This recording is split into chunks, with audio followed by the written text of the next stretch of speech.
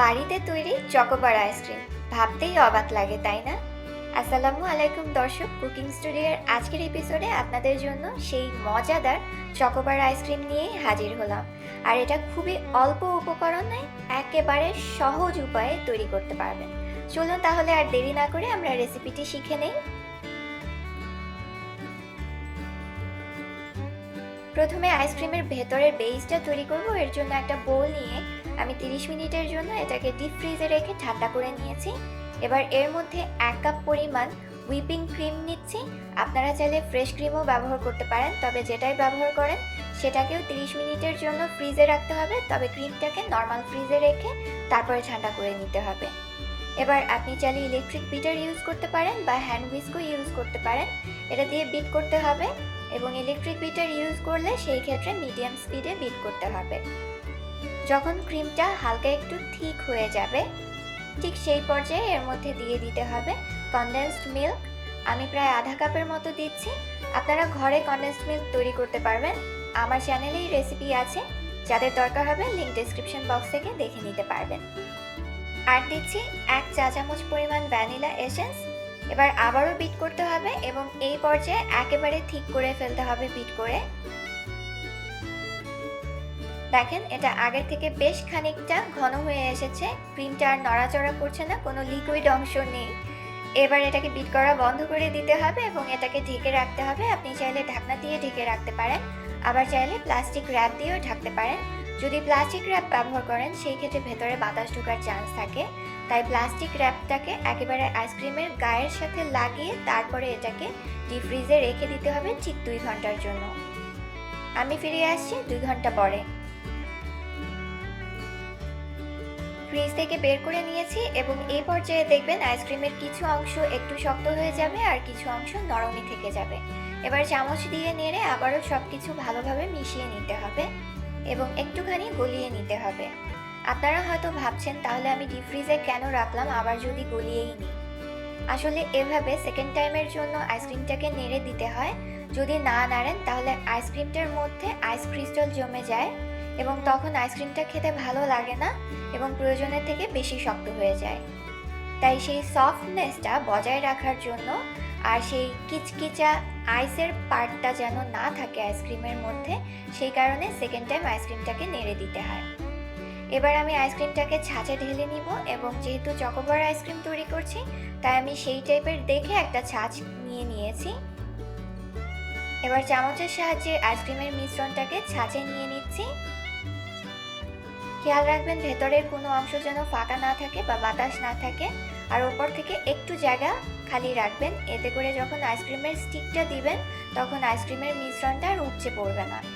আপনি চাইলে ছাঁচের সাথে যে স্টিকগুলো আসে সেগুলো দিয়েও আইসক্রিম জমিয়ে নিতে পারেন, আর যদি বাইরের আইসক্রিমগুলোর মতো লুকস চান সেই ক্ষেত্রে কাঠের স্টিকগুলো দিয়েও আইসক্রিম জমাতে পারেন।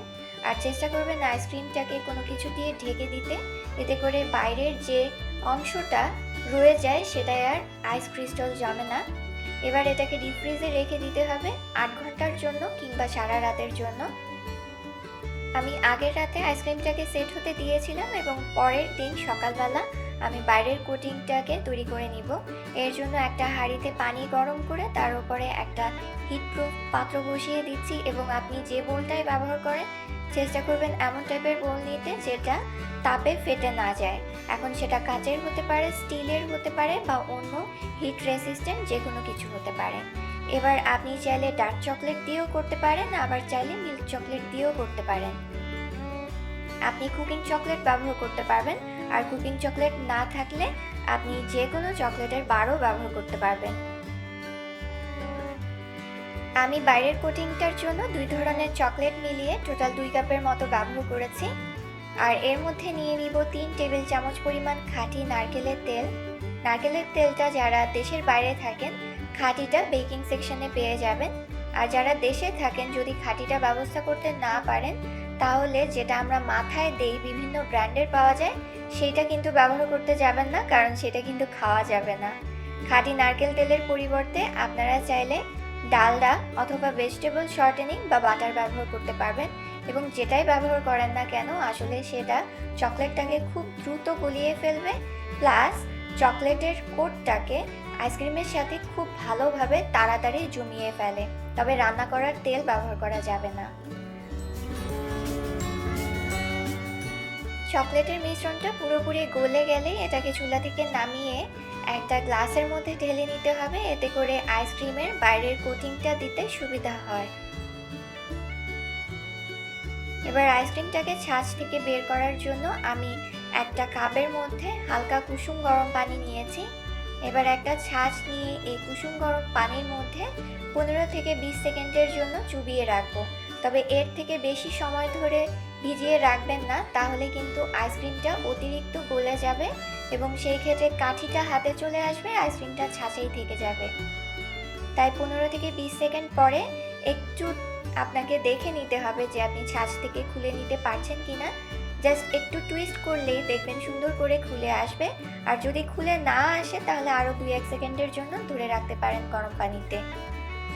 এবার বাইরের কোটিংটার জন্য আমি যে চকলেটটাকে মেল্ট করেছি সেই চকলেটের গ্লাসটাকে ধরে দেখতে হবে যে সেটা গরম আছে কিনা। যদি গরম থাকে তাহলে আরেকটু ঠান্ডা করে নিতে হবে, কারণ গরম চকলেটের মধ্যে আইসক্রিমটাকে চুবালে কিন্তু সেটা আইসক্রিমটাকে গলিয়ে ফেলবে।